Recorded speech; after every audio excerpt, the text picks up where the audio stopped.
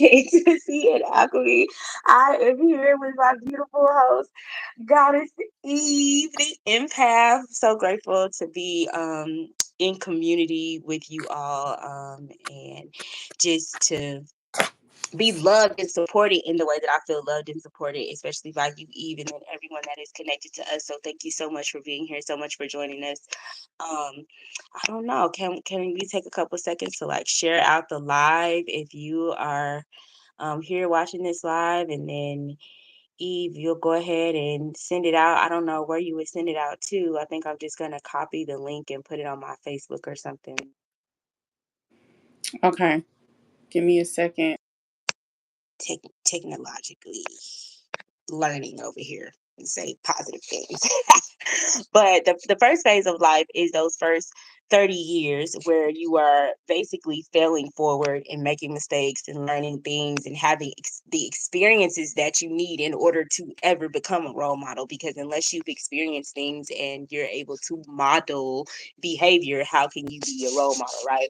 And then the second phase is what they call being on the roof, and it's from age 30 to age 50, and this is where you're supposed to be giving practical application of your knowledge, so that um, when you come off the roof at age 50, you're not a hypocrite, basically, right? That's what I was getting at, is like, I am so pressed about making sure that I'm operating from truth and authenticity, and that I'm applying the lessons that I'm learning, because there is no way that I will spend my entire um life having issues with people being hypocritical, only for me to turn around and exhibit that same behavior as a leader. So I had to make sure that I did my homework before um hopping back on here.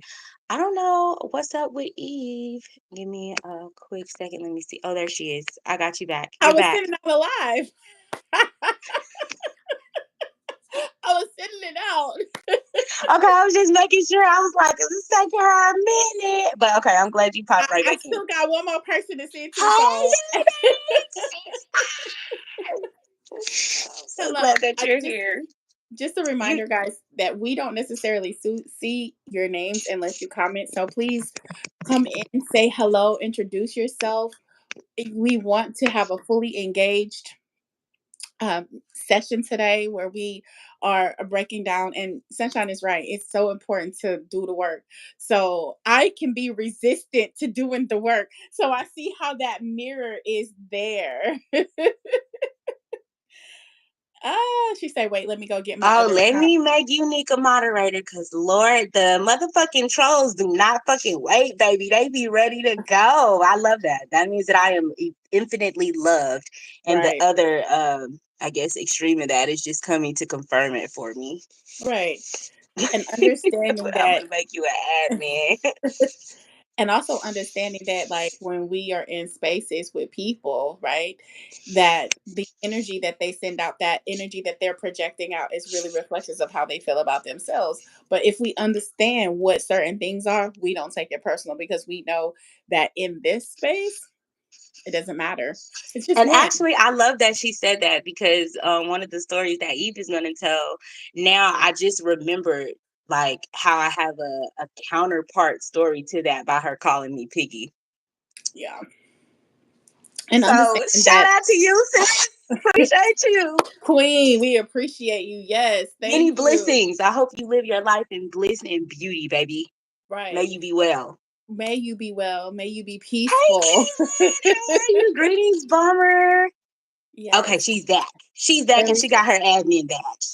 Awesome. Hello, Aries Moon. I appreciate you again. Like we said, if you are coming in, please go ahead and leave a comment, because we cannot see you if we don't know you're here. We can tell how many people are in here, but it doesn't tell us their names. Hello, D Locks upon locks upon locks. How you doing, darling? So glad to have you. Yes, so good to see you.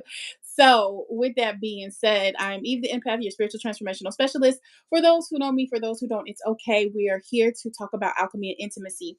We will dive deeper into your relationships, how you feel about them, how they reflect to you, and all of the things that we consider our everyday norm. And we're going to smash them. We're going to smash these ideologies that have kept us in these constraints and break free from them. So, welcome in. We're so excited.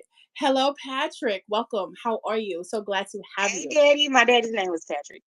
Oh, wow. I couldn't Okay. resist. 9478 with all of the emojis. Okay. So let's get started.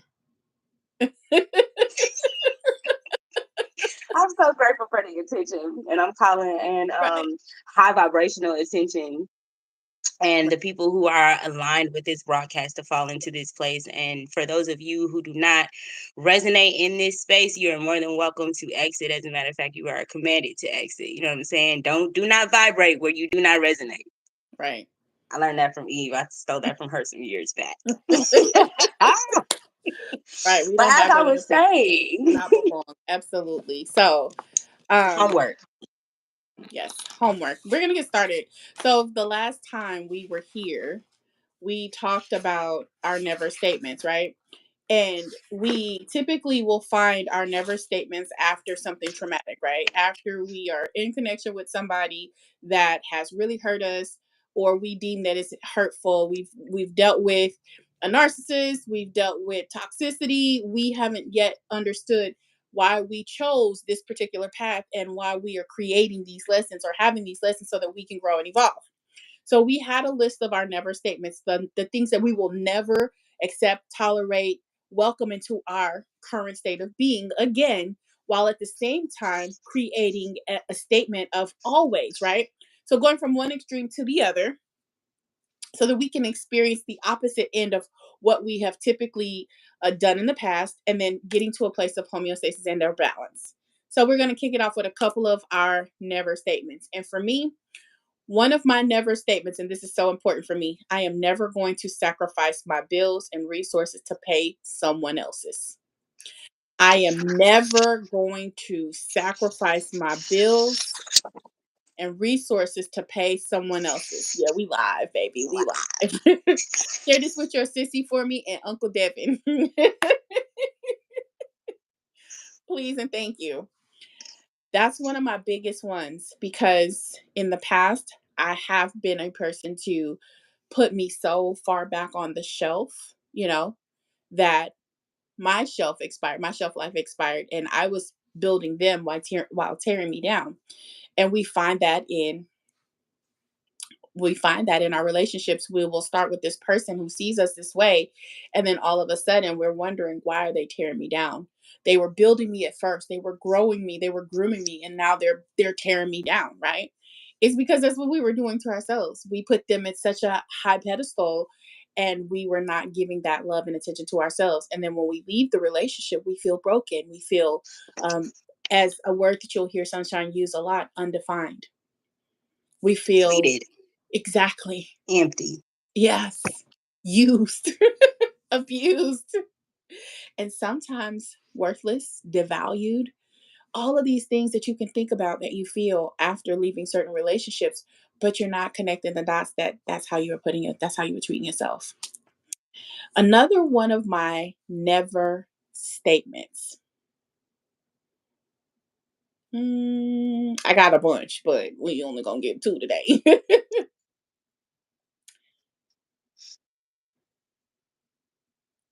I got two more I want to use. I am never again accepting relationships where I have to hide or mute my emotions. Where someone tells me you're too emotional, that you're doing too much, that you're extra, that being with you is a certain frequency that I don't resonate with. I'm never allowing that again. And my last one that I'm going to share, I am never going I am never proving my worth to anyone else. I am never proving my worth to anyone else. And that's not just in connection with my romantic relationships, because how you do one thing is how you do all things. And so the need to feel like I have to prove my worth to you already says that I don't feel worthy myself, and that I need someone else to validate how beautiful or how amazing or how smart or how comforting or how loving I am. And that's a farce. Hello, the tone airhead slay. That Thank you so much. Okay. So, yeah, there we go. beautiful. Okay, so you shared a couple of your nevers. You gonna use my turn? You want me to share nevers? I Share can your share name. a couple nevers. So I already burnt my never paper. So, but I can use my always statements in order to tell you like where I started out at. I think one of my biggest things was I will never be disrespected again. I think that Mm. there was so much disrespect that I have tolerated in previous relationships, trying to do exactly what it is that you just said: prove my value, prove my worth, prove that I am tough and I can take this and I can love you through this and I can wait until you grow and I can be here with you while you're at this state and I can transform you. You know, I'm a sanctified wife and I sanctify my husband, and the better I am, the better he's gonna be. And if he just changed this one little thing about him, and if I can just hold on until, and like trying to, and taking so much disrespect, so much disrespect in the meantime of that. So I definitely am moving away from that pattern. I don't identify with it. And my biggest thing, I guess, from my lips is that it's very similar to what you said. Is I am never going to be a man's provider again. I'm not standing in the role of provider for my man. I'm not ever doing that again. It just doesn't resonate with me. It doesn't feel right. I just don't even have enough masculine energy. I don't even operate in my masculine energy enough to even be on that vibe or whatever. Not saying that those of us who operate in our family don't have money, currency flowing in or whatever, but I'm not standing in that space for a man who hasn't decided to love himself enough in order to be able to provide for himself. I'm attracting someone who is a vibrational match that has stepped into a place where they love themselves enough in order to be their own provider. Because in the society that we live in, it's going to be very difficult to come across a man who really loves himself and values himself, and he's not able to provide for himself. It's going to fuck with his self-esteem. So those are my two nevers that I feel comfortable sharing. I love that. I really love that, because when you said that I will never be disrespected again and I will not wait for someone to grow, when we think about what that really looks like, right? And everything has seed and harvest time, right? So if I am a farmer and I plant a row of seeds, let's say I put in a bunch of cabbages, right? And I'm throwing these cabbages, whatever, we're just going to use cabbage. I'm throwing all these cabbages in, right? And there's one that's not growing. Am I going to, am I going to um, only focus my energy and time on the one cabbage or the two cabbages that's not growing? Or am I going to do everything for all of the cabbages and only harvest what grows, right? As a matter of fact, and maybe I don't garden right, but the way that I have done it is as soon as they start sprouting up, well, the way that I was taught to do it, let me say that. Thank you, sis, for teaching me how to do it. The way that I was taught to do it is as the seedlings start to come up, the ones that don't look good as seedlings, just go ahead and pluck them up and get them out the way so that the ones that are thriving can feed off the soil, and you're not feeding the runts that aren't really growing well in the same soil and taking up the nutrients that could be going towards the seeds that actually want to flourish and bring forth the fruit that you desire. Yes. Now pruning is different. Now that's what I'm talking about. When I talk about when I talk about my plants, because some do grow slower, right? Some of them will start a little bit slower because for whatever reason, and they could be some of your best thriving plants. But it doesn't mean that you have to give them a lot of extra attention. It's just like I'm not going to throw away my child who came here on the spectrum because they're not thriving like my child didn't come here on the spectrum. There might be some extra things that I need to do with that child that's on the spectrum versus the child that's not on the spectrum. However, I also give that child room. I'm not gonna handicap that child by not giving them the same things that I'm giving this child. So I'm gonna give them everything that they're due to have. However, I am not going to pour my energy into something that I know is not that is showing signs of death. So when I think about pruning my plants, when I think about looking at them, if they are already Why do I leave them on the tree or on the plant when I know that they're pulling that energy? They're the tree, the plant, the root knows that it wants to feed everything because it's a part of it, right? But sometimes you got to cut that stuff off. You have to remove it so that you can continue to let the rest of the tree or the plant thrive. You want your result is fruit. Your result is not just fruit. You want good fruit, sweet fruit. You want fruit that's going to sustain and last, and that's going to continue to bloom season after season, that it's going to have good seeds, seeds that are going to last generationally, so that it can continue. We call those heirloom seeds, by the way. We don't want any genetically modified seeds. We don't want any seeds that are unauthentic or unorganic. We want everything to be as it was desired and meant to be from its inception. And that also makes you think about, like, when we look at these partnerships, what was the inception? What was the seed that we were planting? Something that Sunshine had me really evaluate about some of my prior relationships and that fruit. So it's interesting because people can see us even when we don't see ourselves. Hey, cousin, thank you for being here. When I say that, I'm thinking about, what was your true intention? Not what you want them to believe, not the illusion or the lie that you told yourself as to why you there. But what's the reason that you truly chose that person and to cultivate a life with them, to plant a seed and let that fruit grow? And in all honesty, it was a true statement that I did want to escape the life that I was having in that moment because I didn't feel comfortable in that space. And sometimes when we're in a growing season, it don't feel comfortable. Sometimes we detour because we rather have comfort than to deal with the season that we're in that's pushing us towards our highest self, and we divert our course to go elsewhere.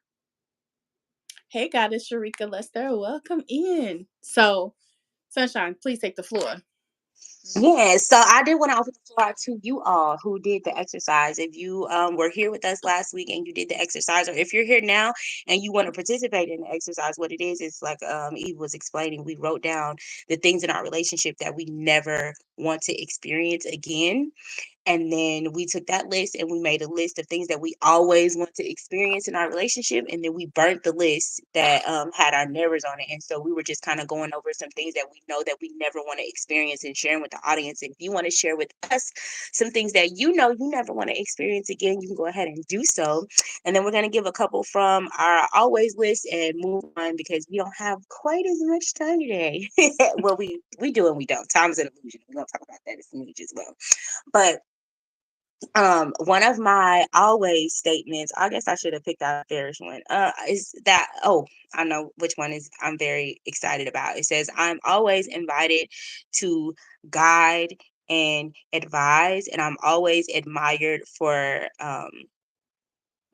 my approach to motherhood. Those are the two that stand out to me the most. Um, so like I was telling, I'm like deep off into my human design study, right? And so as a projector, like my purpose here on earth is to be a guide. So if I have a partner who doesn't respect my guidance, it becomes a situation where I'm not living in my authenticity and in my purpose because I am not invited to share the divine wisdom that is provided to me. You know what I'm saying? Like I have a divine spleen, and that means that my intuition, baby, is it's on point. It's on point. And I know like right in a moment, as soon as I hear something, my intuition, boom, give me the answer, like right there in the moment. And I have to honor how I'm feeling in the moment. And when I'm with a partner who doesn't trust my intuition and who doesn't trust my ability to interpret those intuitive feelings that I'm having and doesn't value the intuitive nature that I bring to a connection, I'm going to be operating outside of my authenticity and I'm not going to be able to really operate in the true purpose that I am here for. And so that's so important to me that I'm with someone who, as a man, understands that, yes, in this physical realm, it's your responsibility to lead in this physical realm, right? But on the Right. spiritual realm, the feminine is the leader. And if you don't understand that, we're not gonna get very far because the intuitive. Not saying that men don't have intuition, and because I want my partners to be very intuitive, um, All I'm saying is I need them to honor my intuition as well, and really honor your own intuition. That's really the root of the issue, right? Is making sure that I honor my intuition, and then I'm going to attract other people who honor their intuition, and then that's going to cause them to also honor my intuition. You know what I'm saying? So that's like one of the primary things for me. And then the other is in like my approach to motherhood. Um, I do it real different.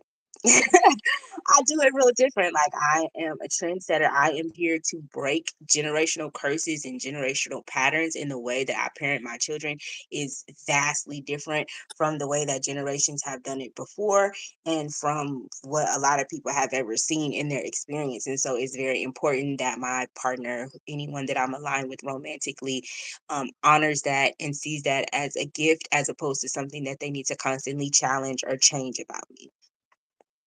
And that's so interesting because usually we see that mirrored back in the form of we feel like we need to change and correct someone else's behavior. So it's a really good indicator if I feel the need to allow somebody to constantly try to correct their actions and their behavior, something that's organic to them, right? It's natural for them.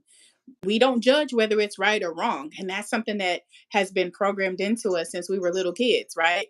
Punishment, reward, good and bad. Those black and white extreme statements are the reason why we can't live in homeostasis or neutrality when we think about the overall picture of who we are as human beings.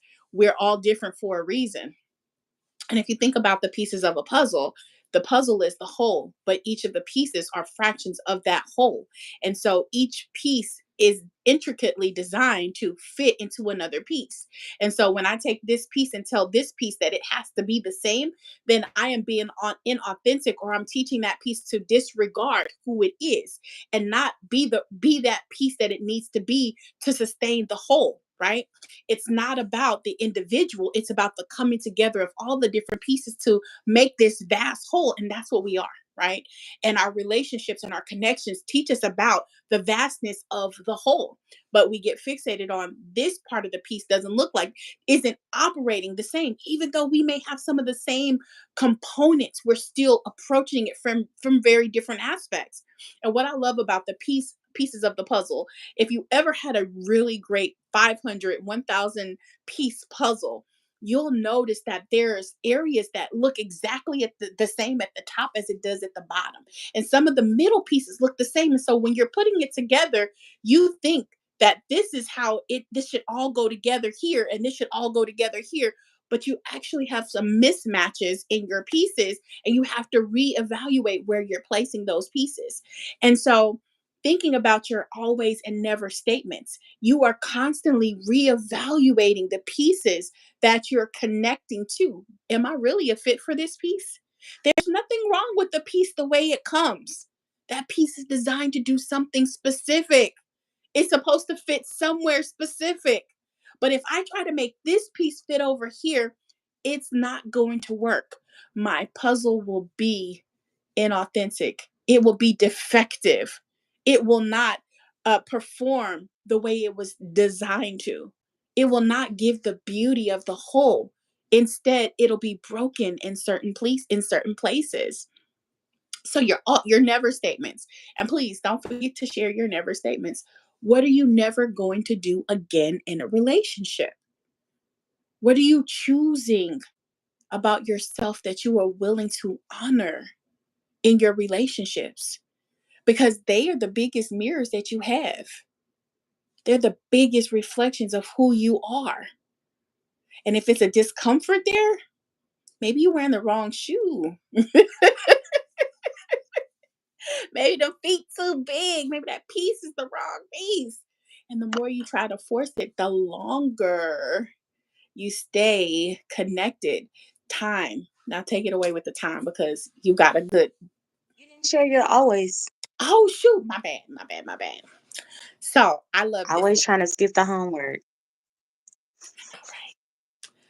I am I mean, always never trying to skip the homework. You never. always do your homework. I am always learning the best lessons and making sure I hold myself accountable to the same standard that I hold everybody else in my life to. How about that? I am always attracting divine partners where I feel and know that they are reciprocating but also multiplying any love given, any energy given, any finance given, any grace given, and any communication. So I'm not just looking at it for one aspect. I want the communication, the love, the energy, the finance, the grace. I want it all because we need it all. I am always attracting divine partners who are in tune with our emotions and our expressiveness and are unlimited and respectful and harmonious. Those are my always right now. I love that so much. Thank you for sharing. That's absolutely beautiful. As you were talking, I was thinking about how I have in the past had the tendency to derive so much joy and beauty and bliss and happiness in my romantic connection that I would often confuse the fact that my relationship was not the source of those experiences, that Mhm. those experiences were coming from within me, from in my divine source, and it's the way that I'm choosing to react to this other person. And so sometimes what will happen is, as I'm transitioning out of the attachment that I have with the person and we're going to be connected in a different fashion, I would sometimes feel like a piece of me was leaving with that person. And Mhm. then once they were no longer in my life and I wasn't tapping into the resources that they brought into my life, I started to feel, less worthy, less beautiful, even sometimes. And I started because I had wrapped pieces of my identity in that relationship. And so I think it's so important that we are making sure that we're doing things to stay tapped into our intrinsic value, even when we are in healthy, happy relationship with others, so that spirit doesn't have to remove us from a connection, so that we can be reminded that spirit is the source of those things. And no matter who else we are attached to in this physical world, we always have access to our intrinsic value and our worthiness. And there is no connection that we can have with anyone else that would cause us to be less valuable or less worthy in any type of way. So I wanted to put that out there. And then I wanted to talk about the what is ultimately like the theme for this particular broadcast, it feels like to me, is releasing the programming that says I need to martyr in order to belong. Okay. Right. So I pulled a couple cards before we got on, and one of them was belonging, and that was from the pleasure deck that I had, right? And then I pulled martyr from the archetype deck that I had, right?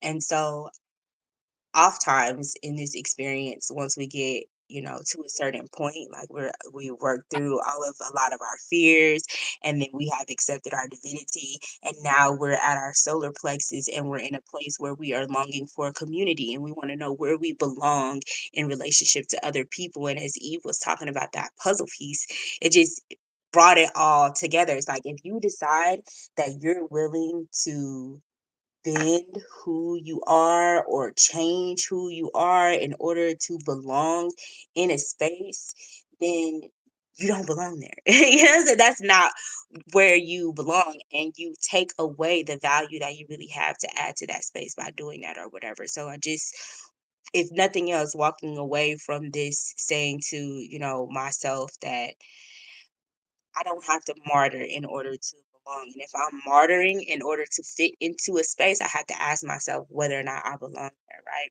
And then on the positive side of that, right, to think to yourself, like, okay, how does my being in this space, being exactly who I am, add to this space? How am I contributing to this space by just being exactly who I am, right? Like what I was telling you guys about, like not wanting to come on at the time that we had initially scheduled because I hadn't done my homework, and I don't want to get on here and ask people about how is the homework, and I haven't even done it myself. And I'm, telling people to do work that I'm not willing to sit down and take the time to do myself. I just couldn't come on. You know what I'm saying? It didn't feel authentic to me.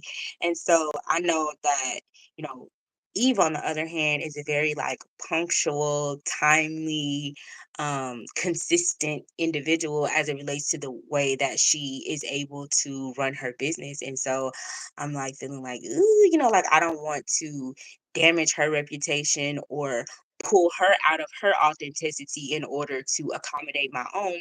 But I also can't compromise on who I am and what my values are in order to make her comfortable. And so I have been introduced three times over like the past few weeks to this concept of polychromatic timing as opposed to monochromatic timekeeping, right?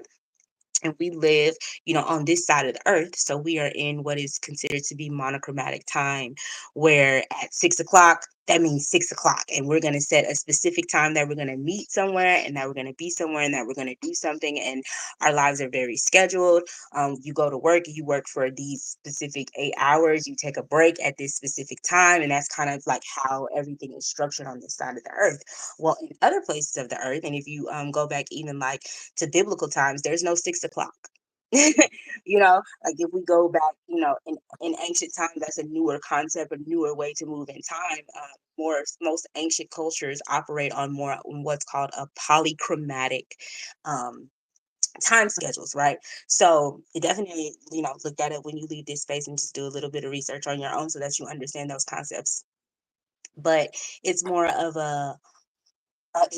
intuitive knowing of when to show up, when to be available for something. You may say, "Oh, I'll meet, this afternoon," right? Because that's a broad range of time as opposed to setting a specific time or saying, "Hey, I'm going to give you a call when I'm ready," or, "I'll be there," you know, on colored people time. When we say that something start at 12 o'clock, you already know that it really ain't gonna get started till about like 1, 2.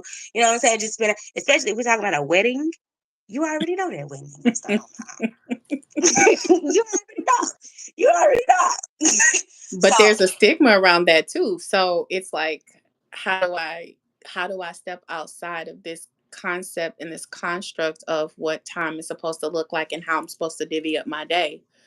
Because what I've noticed in the last few weeks is, I'm an early bird. I get up early. And I've noticed that at 2 o'clock, 3 o'clock in the morning, you're up posting. You're up on your socials, commenting and bringing content so that when people wake up at 6 o'clock and 7 o'clock, they are fed. They have breakfast already ready for them, right? And so if you were on that same timeline, that same schedule, that means that you would be behind the curve when it's time for them to come eat, right? You would have to then be creating. And I'm just not looking at it from this perspective because when we don't align, me, I take it personal. I'll be like, come on, man, what's up? I'm ready. I done got in this energy. I done did this. Oh, I'm not gonna be able to make it today. And I'll be like, what? And how do I not make that a reflection of me and make why do I don't have to make it all about me? Let's just put it that way. It's not about reflection. It's about the image that we want to project to the world and say, this ain't about me. This is about divine timing. And if we can get into a place where we show up in divine timing, how much better the outcome would be. Maybe it is on a Tuesday in the middle of the day when people are working and maybe they're going through it right now and they're in the midst of this relationship and they're just trying to figure out why the fuck am I here, right? Why am I here? And boom, now they kind of come into this live that they weren't expecting. They get a notification like, hey, sunshine is on, hey, Eve's on, or not even a notification. Maybe they're scrolling and boom, right in this moment, everything that you needed to hear was right on time. But if we were there on Sunday when you're having this event right now, you're not going to remember on Sunday, oh, Eve and Sunshine, we're talking about XYZ. No, you're not thinking about that because you're so inundated with what you got going on right now. And you need something to pull you back so that you can continue to fit in the pieces of the puzzle that you were meant to fit in. So you're right about that whole notion that we have to follow this strict. And as you were saying it, I instantly thought about colored people's time because that's what it used to be. It's colored people time, and it was like, oh, you finally showed up or whatever, as if that's the only race of people that talk about being on time. You know what I'm saying? Like everybody named Mama late. Planes be late all the time. Do they be on colored people time? yeah, but it brings in that element of shame. Right. It brings in that Right. element of shame, right? But that's like kind of been like a theme, you know, in this country of like we need to shame certain groups of people in order for other people to be able, you know what I'm saying, do the things that they do or whatever. And so I'm all about releasing that. If my platform is built on tearing down all of these social constructs and like creating a new earth for us to experience, and you know, bringing a new way of being into this earth, and that's what I offer to the space, that's how I enhance the world, then what a disservice I do everyone that I'm connected to if I try to fit into what's already been established when it's my purpose to change that shit. Like, Right. you know, What's and so and it's also about like what you were saying though, not only you not taking it personally, but also me taking personal accountability for, sis, you're not gonna be there at 10 o'clock. You cannot even, you are not even set up in your design to be able to say that you're gonna be somewhere at 10 o'clock on Tuesday. And you know that because when you wake up at 10 o'clock on Tuesday, if that spleen say stay in the bed, you gonna stay in the bed. right. You know, so I just have to honor that about myself. And it's not about being okay with just dropping commitments. It's about being responsible in the way that I set commitments and making sure that I'm communicating, making sure that if there is something that does need to be done at a monochromatic time, that there is someone available that can actually be there for those people who are expecting something at a monochromatic time, as opposed to, you know, having to operate on my time in Kairos, the divine timing or whatever, right? You know what I'm saying? Right. So making sure that I have communicated that, hey, no, I'm not going to be there at a specific, I'm not going to be able to do that, you know, and being honest with people and letting them know, hey, I'll let you know. With my nail tech, I don't say, I'm not going to set an appointment with her. I'm going to let her know, hey, call me when you have a cancellation, and then I'll see if I'm available. And then that way I can follow my spleen instead of booking a time knowing that this girl going to have, you know what I'm saying? Like being responsible in the way that I do it, but also honoring who I am, Right. not having to sacrifice who I am and what I feel comfortable with and how I'm designed in order to fit into somebody else's expectation over a consistent basis. Now, I do know that there are times where I will operate in a monochromatic time. I mean, I'm still here in this reality with y'all, you know what I'm saying? But I am also raising my consciousness and creating a new reality at the same time. And so it's about like that balance for me of not me setting up things where I am now in a system that I know doesn't work for me. That's wild. But it also gives other people permission to step outside of what we consider to be our core values, because even those core values were things that were taught to us by other people. So are they really our core values, or are there generations upon generations of someone else's one core value that has been taken out of context and we've adopted it as our own? And even though that's not an intimate thing, it is, right? Because think about the roles that you play in your relationships because somebody told you you're supposed to. That if by being a wife, then I'm responsible for cooking a meal for my husband when he comes home from work, even though I may have had a crappy day, or it may be goddess week and I need to honor myself during my goddess week. But here I am serving you and you don't even appreciate it because I'm not doing it from a place of love. And so what you're reflecting back to me is not from a place of love. And then I'm frustrated and you're frustrated. And we don't know what this communication gap is because we are not honoring our own selves and our own paths, right? Because perhaps I shouldn't be with this person. Maybe I can be with this person, but am I really in alignment with this person?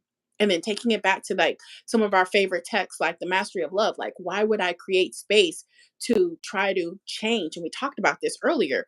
Why would I want to change my partner when that's who they naturally are? They're going to thrive in that space. They're going to thrive in that environment.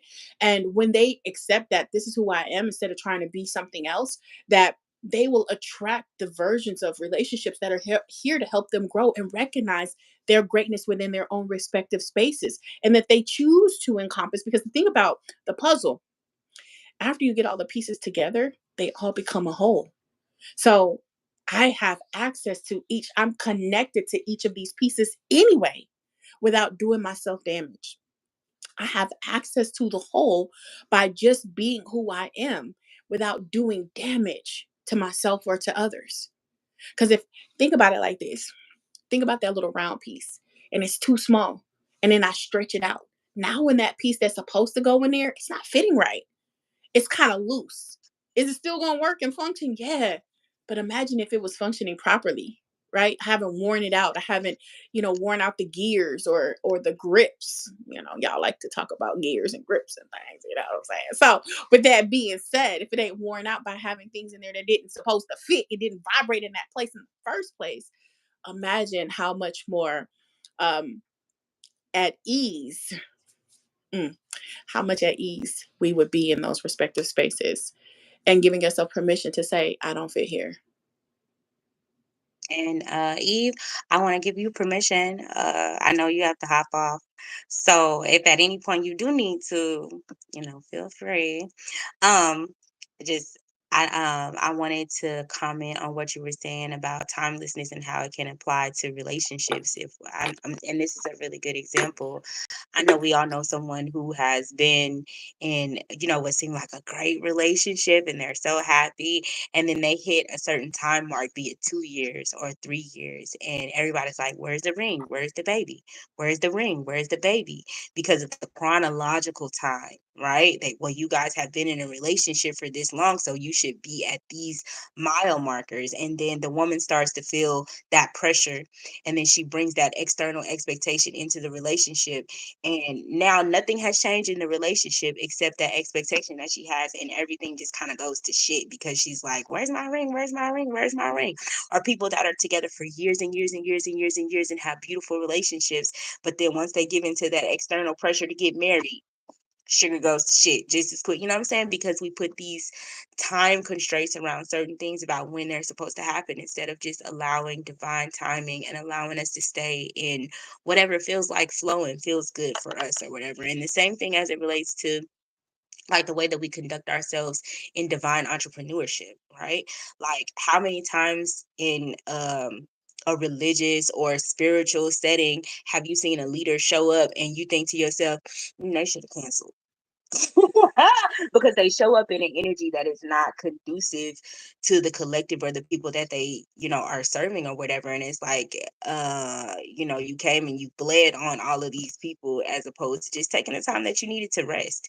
And, and how unhealthy it is for those spiritual leaders to be in a position where they feel like they can't be human, and that they have to constantly set aside their humanity and not take care of their bodies and their individual needs in order to show up for others. Right. And then even in doing that, you do those others a disservice because you don't show up as your best self. And not to say that there is not a responsibility on the part of the leader to make sure that they're creating time outside of the scheduled times for them to be places to take care of themselves so that they're well by the time that they get there. But life happens.